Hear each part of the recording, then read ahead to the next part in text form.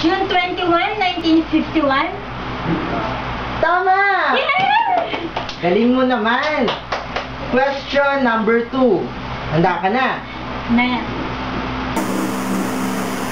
Anong samahan ang nagpatibay sa television code kung saan nagkaroon ng guideline sa nilalaman at panawagan sa mga social critics lalo na sa advertising?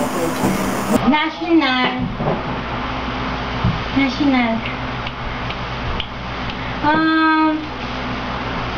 National Association of Radio Television Broadcasters.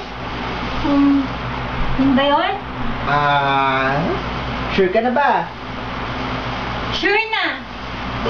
Tama! Yay! That's the correct answer. Dalawa na lang. Eto na. Kailan dumating sa US ang color broadcasting kung saan inaprubahan ng FCC ang modified version ng RCA system? Okay.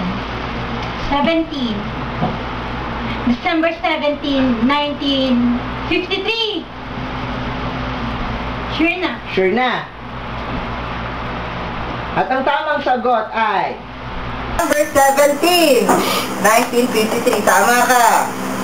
Ba naman, ang galing ng ating contestant. Woo! Oh, last question. Pag-igihan mo, kailan napatunayan na ang TV ang nangungunang medium para sa national advertising kung saan ang ground world ay hawak ang Television Advertising Bureau? Break sa riyan ng lola, ng nanay ko. Yung boyfriend niya nga po, kaso sinulog daw na yung chick eh. Teka lang. Check. 1954? sure ka na? Sure na, 1954. 100%. Sure na, 1954. Tama! Dahil nasagot mo ang ating 4 na tanong, nakuha mo ang ating brand new TV set! Ang ating brand new TV set! May remote na yan. Nagre-recharge na battery. Meron na siyang built-in magic stick. MP3, MP4, at wait, pwede mo pa siyang dagdagan ng MP5, MP6, at kahit anong MP. Thank you!